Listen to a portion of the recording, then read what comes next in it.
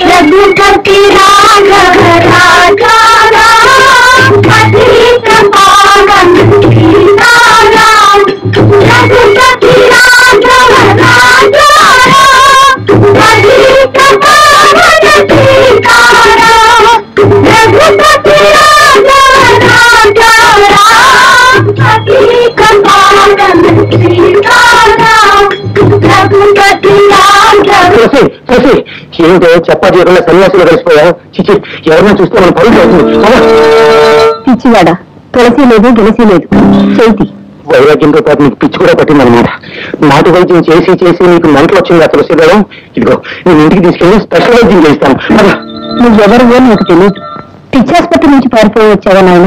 మాట్లాడకుండా పదవి ముందుకే చెయ్యదు. నువ్వు వస్తావా? వదిలినట్టుంటాడు. నేను పోలీసులు పడి అని చెప్తున్నాను.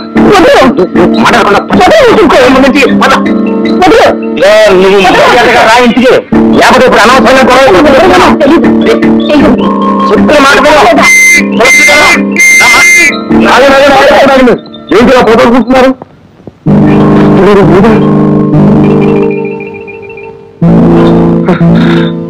మీ భార్య గారు సన్యాసులు కలిసిపోయి ఇంటికి రానుంటున్నారా? అవునండి, పొద్దున్న నేను ఇంటి నుంచి బయలుదేరేటప్పుడు బాగానే ఉంది. ఏంటమ్మా ఇది? భర్తలుగా మీరు సన్యాసులో కలవటమా? హాయిగా ఇంటికి వెళ్ళి కాపురం చేసుకుందమ్మా. సిగ్గు లేదు. ఆ రోజు నాతో కాపురం చేయ మగడ అంటే పెళ్ళాని కంటే డ్యూటీ ముఖ్యమని నేను వదిలేసి వెళ్ళిపోయావు. ఇన్నాళ్ళ తర్వాత మళ్ళీ కనిపిస్తే ఇంకొక వెళ్ళమంటావా? ఏమిటండి కేసులో అడ్డం తిరిగింది? నువ్వు నా భార్య చిత్రం గారు, ఈవిడ మీ భార్య తులసి దళం గారు కదండి. నా భార్య చిట్టి. చిట్టా తిరకాసు. నమస్కారం చిట్టి గారు. హెడ్ గారు, మీరు కలుసుకున్నారు కాబట్టి అది మీ ఇంటికి తీసుకెళ్తారా పోలీస్ స్టేషన్కి తీసుకెళ్తారా? పోలీస్ స్టేషన్ ఇంటికండి. పోలీస్ స్టేషన్ అని ఇదిగో ఇంతవరకు తెలుసుకున్నాను. ఇది పోలీస్ స్టేషన్ కాదండి, సరాసరి ఇంటికి తీసుకెళ్తాను. సరే, జంటగా మా ఇంటికి రండి. మీ ఫ్యామిలీ మా ఫ్యామిలీ కలిసి భోజనం చేద్దాం. వస్తాం చిట్టి గారు.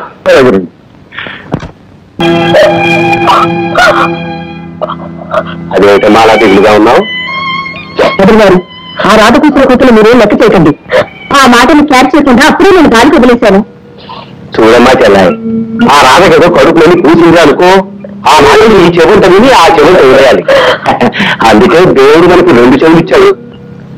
రాదలేదండి, వదిలి గారి మనసు బాగా దెబ్బతింది. అయితే కొన్నాళ్ళ పాటు మా చెల్లాయి తీర్థయాత్ర తిరిగి రావడం మంచిదంటావా? అవునండి.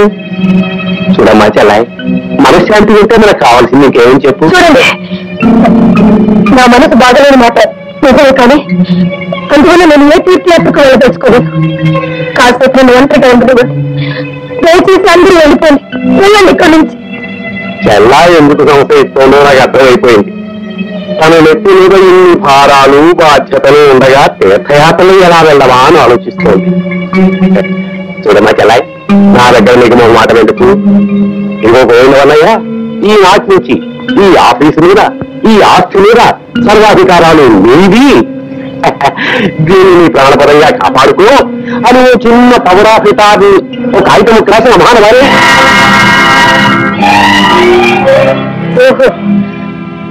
ఇదన్నమాట మీ ఉద్దేశం? నా ఆస్తి కోసం నా దగ్గర నక్కని వారు కపట నాటకాలు నటించి నన్ను మోసం చేయాలని చూస్తున్నారా?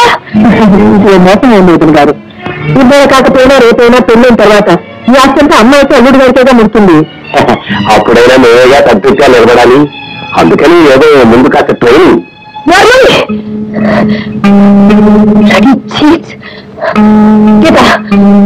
ముందు మీ వాళ్ళందరినీ బయట పంపించు.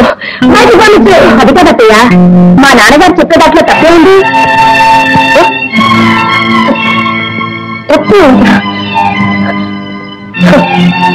పావు కడుపులో పావు ఎట పుడుతుంది అంటే అంటే వీళ్ళ నాటకంలో నువ్వు పాత్రగారన్నమాట. మీరందరూ కలిసి ప్లాన్ చేసి మా ఆస్తి కోసం ఆశపడి ఇది నా ఊరికి ఏం చేశారా? ఇంకా పావు పిల్లలు పోలదని అనుకుని వాడి మెడలో వేసే ముందే నేను వచ్చేసేపాలని బయటపడ్డాయి. చూపించాను, ఇక నేను భరించలేను.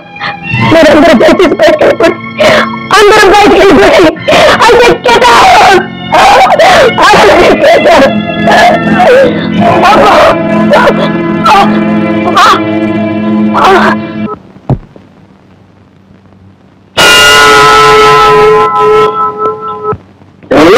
ఎక్కడమంటారమ్మా? శంకర్ గోత్రం తెలుగు మహామని గోత్రం. ఏ పేరు దర్శనం చేయమంటారు బాబు? ఇవాళ మా రాజు పుట్టినరోజు. గోత్రం తుల్య మహాముని గోత్రం. మీ ఇద్దరు గోత్రం ఒకటేనమాట.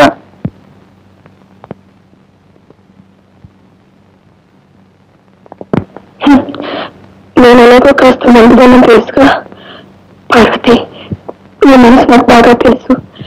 జరిగిందంతా మర్చిపోని ఒక్క మాట కూడా అనుకున్నా. రాదు మన ఇంటి కోడలని ఇలా డొంక తిరుగుడుగా చెప్పినాను కోడలు. సూటిగా నాతోనే చెప్పొచ్చుగా. నా పేరు మీద అభిషేకం చేయించిన మనిషి నేను తప్పు చేశానండి, నన్ను క్షమించమని ఒక్క మాట అనొచ్చు. ఎందుకంటుంది డబ్బుకి ఇచ్చిన గర్వం ఇంకా ఉందన్నమాట. అందుకే అంటలేదు.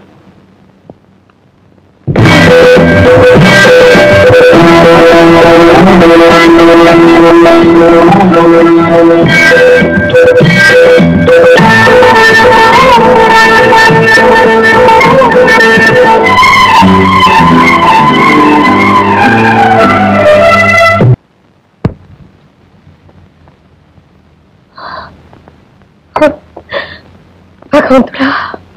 నమస్కారం పార్వతమ్మ గారు. నమస్కారం. సిగ్గు లేకుండా మీరందరూ ఇంకా ఇక్కడే ఉంటున్నారా?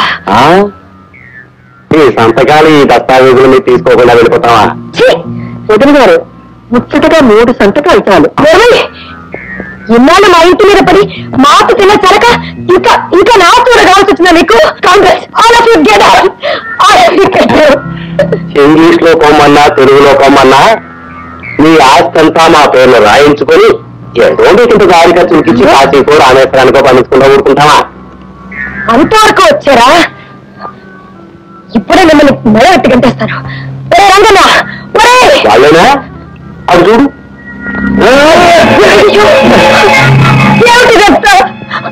ఏమిటా? నా కూతుర్ని కోడలుగా చేసుకుంటారని ఇంట్లో పెట్టుకుని ఇప్పుడు నా కూతురు కొనుగోలు చేసి రాజుని కోడలుగా చేసుకుంటారా? ఎట్లా చేసుకుంటారో చూస్తాను.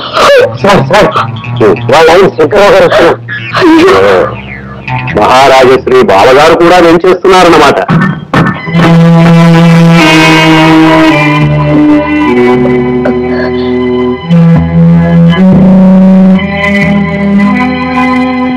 పార్వతి, అదే రాధ విషయం మీతో మాట్లాడదాం వచ్చాను.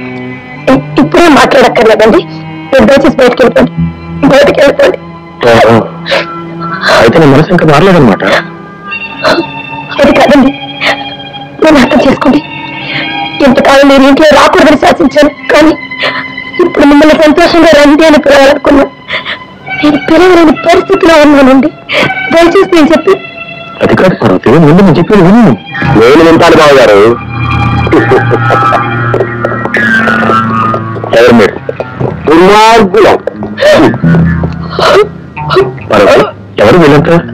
అదేమిటో లేదు.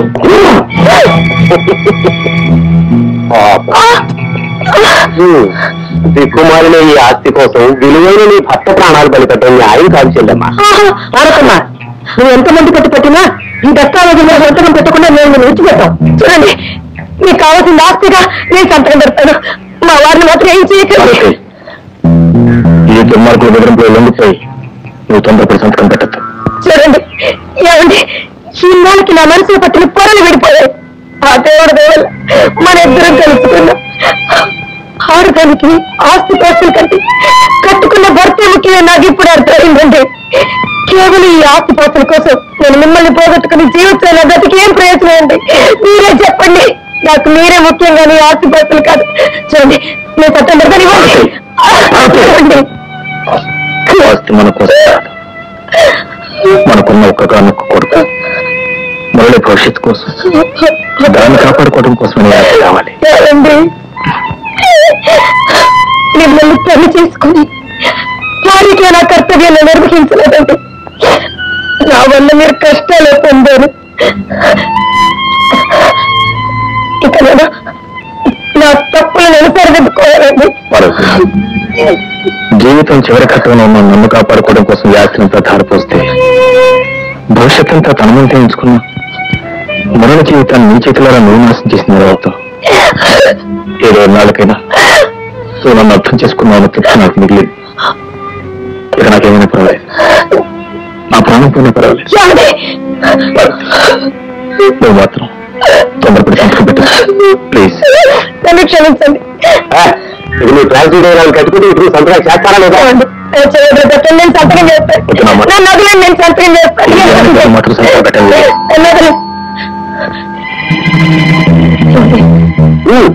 వచ్చేసానండి.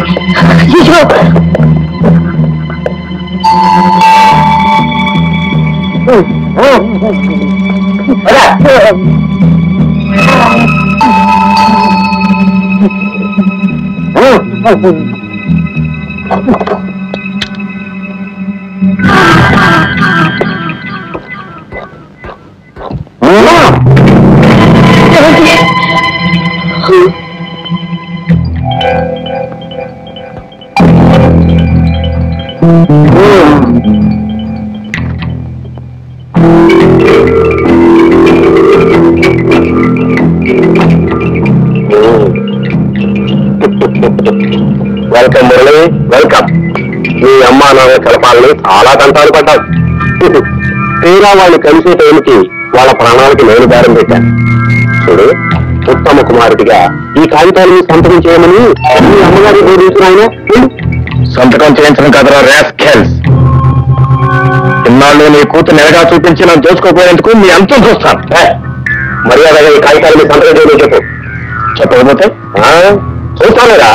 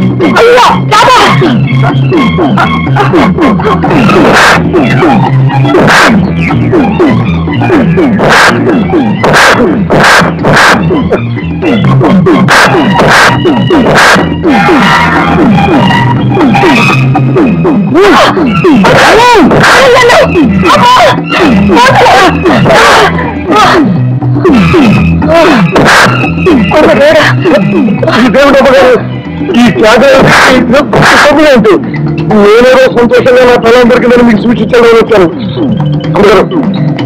మీరు విస్మిస్తుంటూ కూర్చోండి, వేరే సంఖ్య ఏం చెప్తాను. ఈ దెబ్బతో నాకు ప్రమోషన్ ఖాయం అమ్మగారు. వాళ్ళు నేను నేర్చిన వేలాది చేసిన మంచి అమ్మగారు.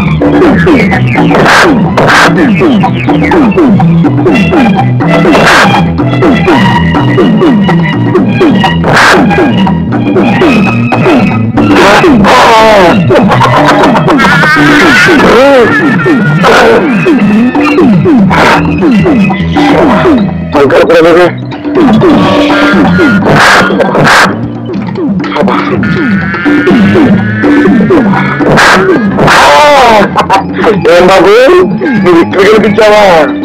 అక్కడ చేసిన స్మగ్లింగ్ కలిపి వచ్చావా? పదిహేను వచ్చావా?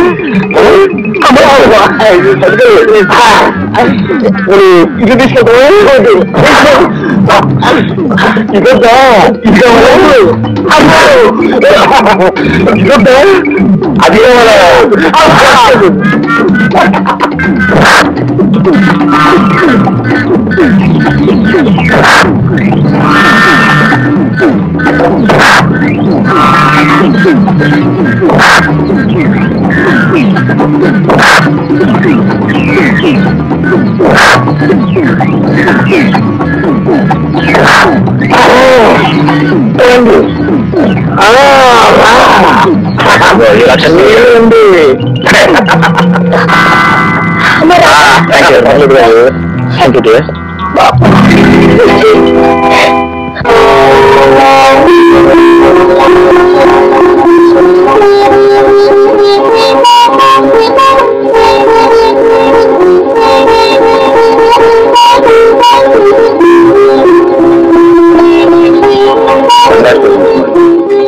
Happy marriage life.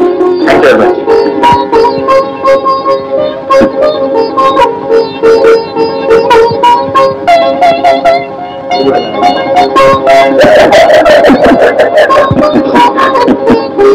సార్ ఈ శుభసందర్భంలో నాకు సపోర్ట్ సార్.